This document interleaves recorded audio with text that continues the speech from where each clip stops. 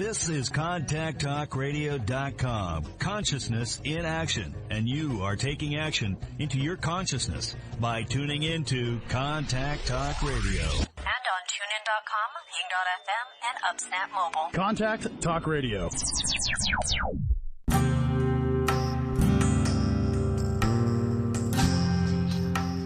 Welcome to Spiritual Psychic with Sara Wiseman, where you'll learn how to unlock the secrets of spiritual intuition and your own psychic gifts. Here's Sara.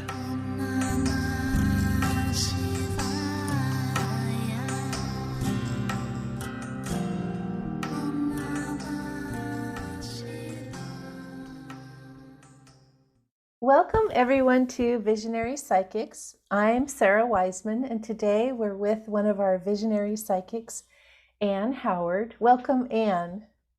Thank you. Nice to have you with us. And Ann comes from northwest of the U.S., and she's been a very long time as a psychiatric RN, and now is turning her super developed gifts as a channel, medium, clairaudient, and clairsentient. And it's always so fascinating when people have such deep experience in other fields, and then they come to this work. And yet your work is sort of like they kind of edge up to each other. They're really in this same area of human development or health and wellness. And I'm just curious as to when all of this intuitive stuff started coming forward for you.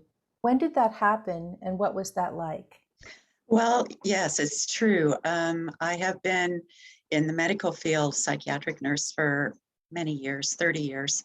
And it wasn't until I'm now retired for 8 years, I guess. And it wasn't until the last part of my professional career that I really started to accept, I guess, and acknowledge the fact that I had some intuitive gifts that enabled me to do that work maybe easier than some of my cohorts. And I was able to sense problems and bottom lines with people that others really didn't get to. And the more that I use those abilities, I guess, to work with people, the more I felt that this was the area that I really should be focusing on, and that it was really almost impossible to do that within the parameters of the medical profession. And so I retired from nursing, and I had a couple of wild experiences that I won't go into here, but I just became much more aware of the spiritual world around me and the things that happened around me, the synchronicities that were just too incredible to ignore. And that's when I guess I began to start to really accept what I could see, but also to understand that it was here for everyone, not just me, and that I really wanted to try to develop my abilities and see what I could do and help others in that way. And that's what I've done through your classes. It's interesting because it's not that other fields, medicine or psychology or whatever, it's sort of like that's football and we're playing basketball, and it's fine to play football, right? And like we're not really playing basketball, but that idea, like there's nothing, that's just a system, but there's no room for this because that's not part of that system, right? And also I would say that all of that experience and all of those skills that I learned in that field are very helpful to me in staying in my own lane, so to speak, and really learning to zero in on the people that I work with rather than confusing their specific situation with any big paradigm that might be out there. Right, Each right. one is unique and individual. Yes, absolutely. When you talk about, so I know a lot of my awakening came from kind of it's like a near-death experience light is sort of what I had, but back in 2000, when you talk about these big experiences, is there any one thing that you would like to share that just kind of, whoa, that can't be explained away, like it allowed your trust to come forward? Right. I guess I saw what I saw unfolding in front of my eyes was not something that I had ever experienced before. And at first I was very frightened by it and searched for a way to really explain it.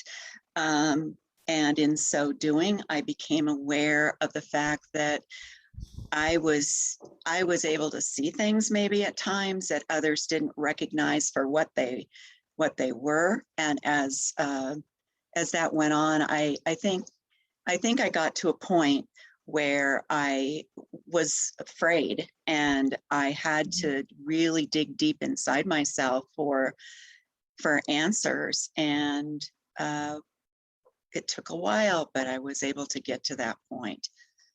And I Yeah. think a lot of it had to do with the fact that I had all kinds of advice, comfort, and explanation coming at me from the spiritual realm that was very reassuring. Yeah, I think that's similar to me when my own beginning of this journey. It's like there was no vocabulary, there was no, or there was, but it all just seemed like kind of not, it didn't apply, or it wasn't what I was looking for. And so kind of that step of beginning to journey on your own and beginning to explore and see, like, what is this about, and what is the spirit world with the departed, or what is the spirit world with the guides, and so forth. And just to Exactly. just to like journey it yourself and see what it is for you. That's so true. And the medical profession is very black and white. Things are very analytical, you know, 2 + 2 = 4. And in this area of spiritual understanding and awareness, it is not that way at all. Yeah. And science, one thing I learned, science does not have all the answers, but that they work in tandem. Yes. And I think many of our most esteemed scientific people from way back, Einstein, all those people, remarked on the fact that there is more there than science can explain.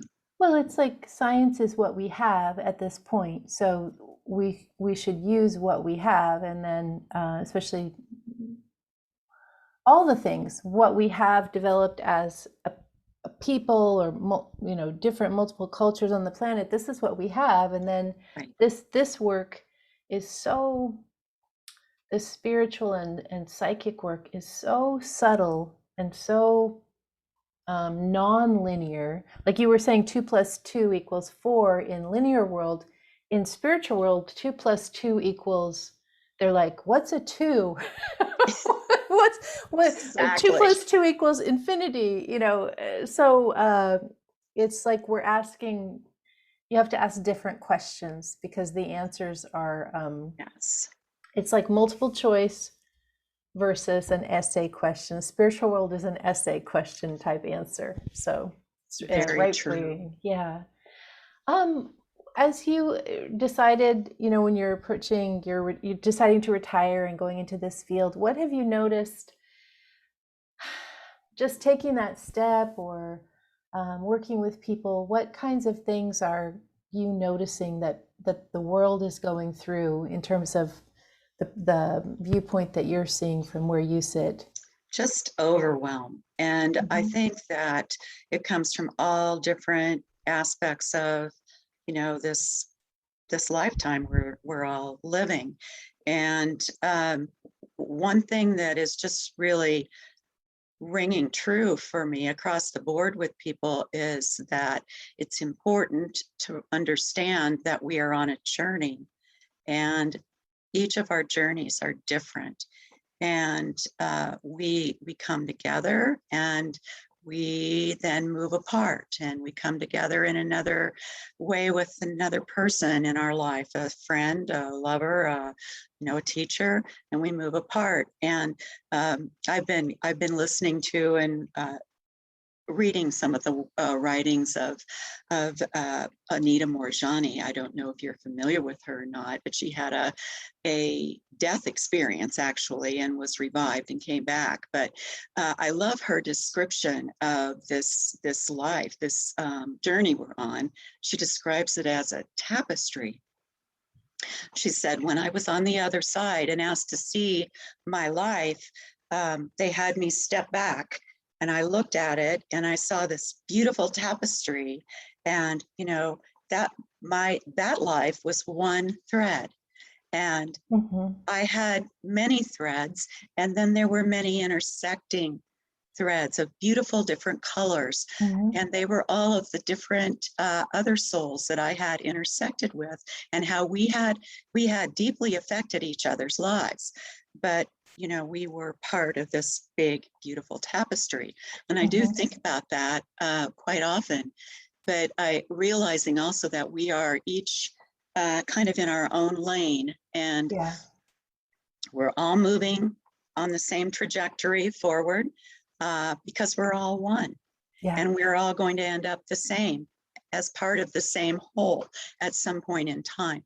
But right now in this lifetime, I'm trying to help others understand that staying in their lane is what it will allow them to continue to remain in the flow and move forward, and to not be stalled out or stymied by the intersections they might have with others in their lives that are troublesome or worrisome, those people. And I think also that that moving forward like that is just synonymous with connection, because we are all connected at the end, and so we are all moving, and that's I guess that comes through that theme over and over with a lot of different situations people might be struggling with in their lives. I love that idea. It gives people a visual, especially when things are, when the challenging thread crosses your thread, you're like, oh, why do I have to have this thread facing me, whether it's a boss or a person or a situation. But it's okay. Yeah, and kind of trusting, like I focus on this idea of I understand that we're all one. We're not just connected, we're in essence the same essence. Yes. And so our ultimate goal is to just fully know that as souls. And and then when the world stuff hits us, that gives or they're using the tapestry or the oneness, or they're kind of the same idea differently expressed, it really gives us a way to relax and not feel that anything is insurmountable. When you've done work with past lives, how do you tie this into what people are going through in this life? If this idea, like, we're in this tapestry, but the tapestry is not just this lifetime. Right. How does that come up for you, or how do you think about that? I think about it as I have had, I really believe that I've had many, many past lifetimes. And whatever my job was to learn, my lesson in that lifetime has carried over in some way. And then each lifetime builds upon that lesson. So, excuse me, I have a timer. Wow. But I think that it has. Maybe you were a train conductor in a past life who had to always. I think so, but I do think that it has spilled over, and I came into this lifetime in the earlier years, and really up until the last, I consider myself to probably be in the last fourth of my life because I'm approaching 70. But I think it's been just in the last 10 years that I've really been able to overcome fear. I had so much fear, and I'm sure that that was one of my primary lessons that I had to learn. Fear that I couldn't stand on my own, fear that I needed someone else to help me get through life, and just fear, and it's just gone. It's over now. I feel like I have passed that, and now I'm working on something else. So, it's helpful to think of lifetimes, I think, in that way, and that this lifetime will hopefully open me into the next one with hopefully taking some of the insight I've learned. It's been hard earned to get absolutely. it. Well, Yeah. I've heard the phrase, we spend like up till our 40s trying to amass experiences and people and stuff, and then 40 or 50 after, we're just trying to shed all the extra and just get to our essence. So I'm with you there. And it's lovely to have known what we've experienced, and to know that we can choose going forward to the remainder of this lifetime to do things from this place of understanding oneness and so forth. Well, I think we're pretty much about our end today, but I will place the information and for people to find you below. And I just want to say I sure appreciate your time, and I'm glad to know you, and thank you so much for participating. Thank you, Sarah, for everything, for all of your wonderful instruction. Thank you. Thank Okay. you. Bye-bye. Thanks very much. Bye.